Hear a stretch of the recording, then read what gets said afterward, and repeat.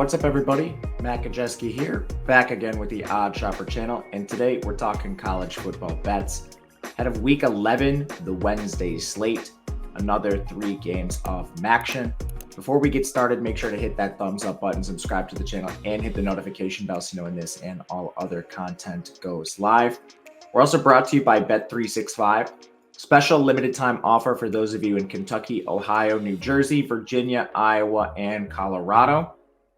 Right now, you can make your first deposit with Bet365 by clicking the link in the video description below. Bet $5 on any market, and whether that game wins or loses, you are going to get $150 in the form of free bets. Must be 21 or older to play, 18 in Kentucky. If you or someone you know has a gambling problem, please call or text 1-800-GAMBLER. All right, let's kick things off. I don't know what it is about Wednesday nights this year, but that's when we get our greasiest of games. Last night, we had a pretty good slate of action as far as real competition goes on the field. Lucky to go 3-0 in the betting streets, but tonight it's like we have the bottom 6 teams in the MAC almost facing each other.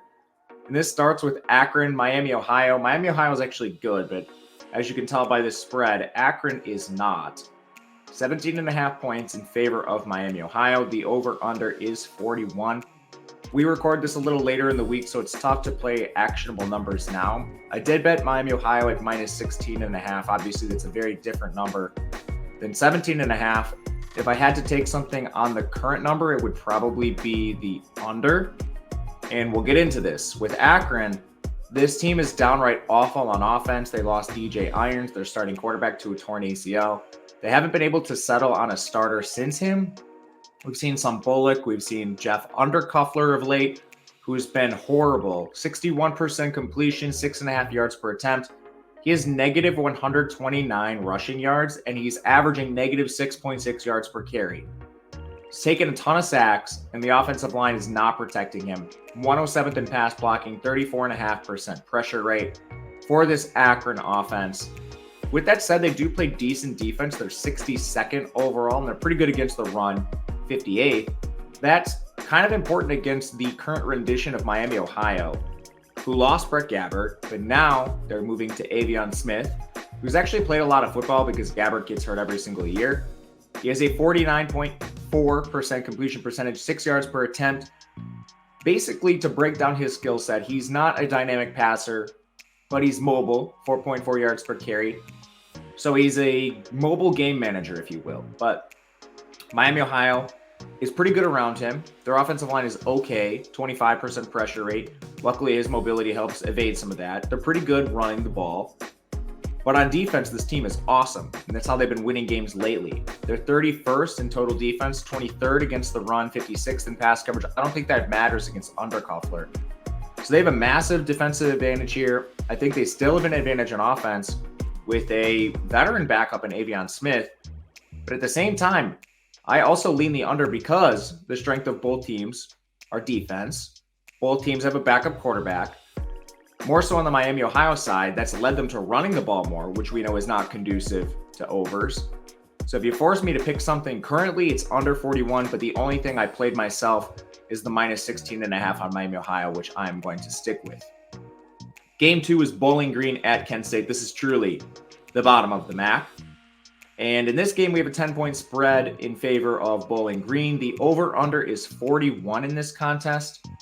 This is not one I've played so far, and I think it's probably unlikely that I play something in this game. If you force me to pick something, it would probably be an under as well, but the over's taken some money. So I don't know. We're kind of sitting in a weird spot with this contest. But to dive in, more quarterback issues on both sides. Connor Basilick and Camden Orth have been rotating in and out for Bowling Green. The offense is 114th in efficiency. They're 124th in pass blocking, 116th in run blocking. Another team that's pretty good on defense, they're 54th here.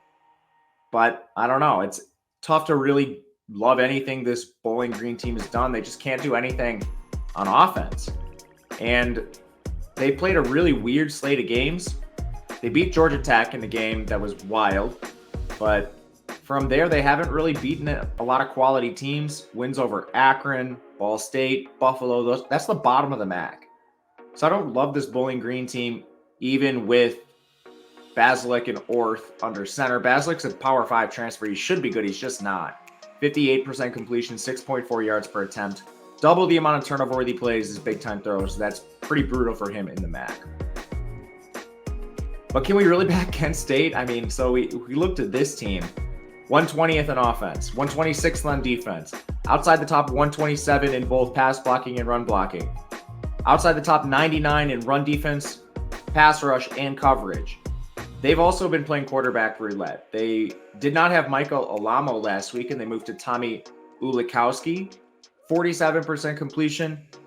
What I will say is he runs more than Alamo, who has almost negative rushing yards, but 37% pressure rate, that's atrocious.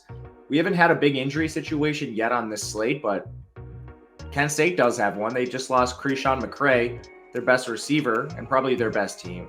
They also lost their best linebacker, Devin Nicholson, who got carted off. Hate to do this, but this is just a pure stay away for me. If you force me to make a pick, it would be the under, but this is not one I will be placing a wager on. Last one's also kind of tricky to bet. Eastern Michigan versus Toledo. The spread is really lopsided, minus 19, almost a name your score spot for Toledo. The over-under is 46. Eastern Michigan is another team that's just been a complete disaster. They're using multiple quarterbacks, Austin Smith, Ike Udengwu. Both of them have been very bad. Neither are mobile. Smith actually has better efficiency metrics, which is saying a lot. 57% completion, 6.1 yards per pass attempt. 8 big-time throws, 19 turnover-worthy plays. The offensive line is not protecting him. They're 109th in pass blocking. They're actually decent running the ball, which is interesting to see.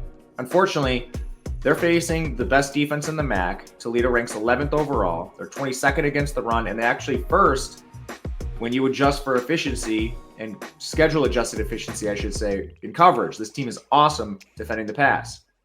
Eastern Michigan, on defense, they're actually pretty good. It's another MAC team that just can't play any offense. 34th overall, 35th against the run, which is important against Toledo. 45th in coverage. Now, to get to this Toledo side, they're very clearly the best team on this side of the MAC. Daquan Finn, 63% completion, 6.5 yards per attempt. Averages 5.5 yards per carry. He's playing behind the best offensive line in the MAC, 15th in pass blocking. The defense is good here. We already broke that down. There's no injuries, really. The only guy that they were missing was Nate Bauer as safety. So this is a very healthy Toledo team facing an awful Eastern Michigan team that can't score. But defenses are good on both sides. Again, if you force me to make a play, it would be the under here. So to break down the entire slate just quickly, favorite plays, Miami, Ohio, laying the points, Miami, Ohio, Akron under. I'm not taking anything in Bowling Green, Kent State, or Eastern Michigan, Toledo, but if you force me to, you guys want plays, it's Wednesday night, it'd be under in all 3 games, believe it or not. Thanks for watching. Let me know in the comments what you think. If you have a question, reach out to me on Twitter at Matt_Gajewski. Otherwise, we'll see you guys next time. Good luck.